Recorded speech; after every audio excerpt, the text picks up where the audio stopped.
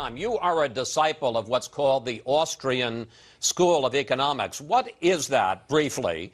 And what would economists like Ludwig von Mises and Friedrich Hayek, who were two of the leaders of the Austrian School of Economics, what would they say is the right way to deal with boosting the economy now and with dealing with our national debt?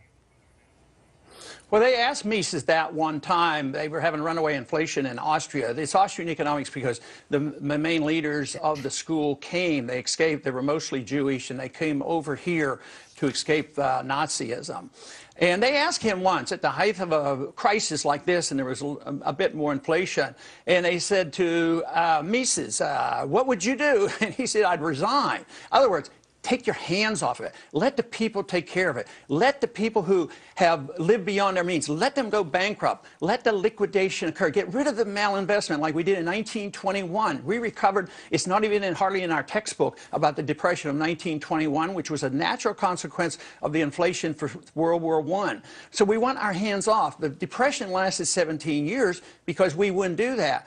Japan has had hands-on. They've been in the doldrums for 20 years. So, and we're now into this one. It's a lot more than 5 years. We're basically been over 10 years that our economy has been slipping. So they would say, hands off, give us a sound currency, free up the markets, property rights, enforce contracts, make sure people go bankrupt when they're bankrupt, and don't bail out their buddies. Don't let the Federal Reserve create money out of thin air and bail out their buddies. But the most important thing about Austrian economics is the artificially low interest rates, which cause business people, savers, and consumers to do the wrong things. They make mistakes. So it's sort of like a price control that causes all the problems. And Congressman, we have less than a minute left. Fed Chairman Bernanke announced this week that he is not going to take any immediate action to boost the economy. Do you think that your criticism, which is now being echoed by some other Republicans, both in the presidential race and in Congress, do you think your criticism may have led him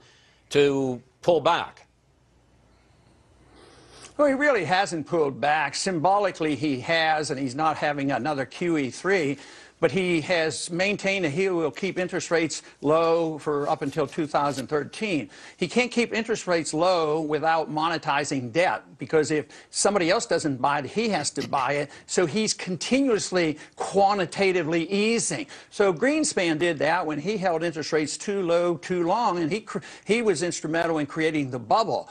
So it is not a big change in things. He at least, but he sort of said, oh, it's up to the Congress. You know, if the Congress, it's all the Congress's fault. They need to deal with this, because he's sort of throwing up his hands. But all he needs to do is quit monetizing debt. Interest rates would go up and Congress would be forced to cut. That is why gold backing a currency, a gold standard, restrains big government. Governments can't spend endlessly for entitlements, and they can't spend by deficit financing to fight these endless wars. Congressman Paul, we're going to have to leave it there. We want to thank you so much for joining us.